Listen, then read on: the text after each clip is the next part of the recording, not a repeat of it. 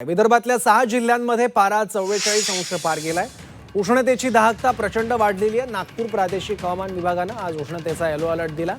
एप्रिलच्या तिसऱ्या आठवड्यातच सूर्याचा प्रकोप दिसू लागलाय।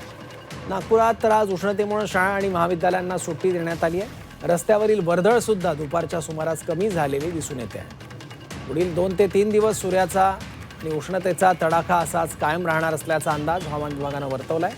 त्याचा आढावा घेतला आमच्या प्रतिनिधींनी, पाहूया।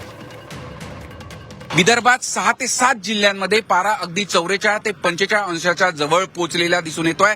अकोल्यात तर गेल्या काही दिवसांमध्ये देशात सर्वाधिक तापमानाची नोंद करण्यात आलेली आहे। आता दुपारचं चित्र आपण नागपुरातलं पाहतोय। रस्त्यांवरची वाहतूक सुद्धा कमी झालेली दिसते।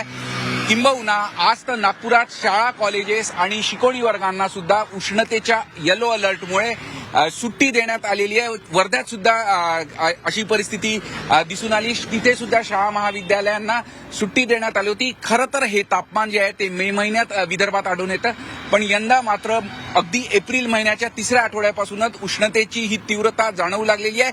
दुपारी बाहेर पडताना चेहरा झाकल्याशिवाय, चेहऱ्याला दुपट्टा गुंडाळल्याशिवाय बाहेर निघणे सुद्धा अवघड झालेले आहे। प्रशासनाकडून सुद्धा सातत्याने सूचना देण्यात येत आहे की उष्णतेची वाढता प्रकोप लक्षात घेता दुपारच्या वेळेस बाहेर निघू नका। थंड पेयांचा लोक मोठ्या प्रमाणात वापर करताना दिसून येत आहे आणि एप्रिल महिन्यातच ही उष्णतेची दाहकता अनेकांना त्रासदायक ठरत आहे। झी मीडियासाठी व्हिडिओ जर्नलिस्ट रत्नश्री सातपुतेसह अमर काणे, नागपूर।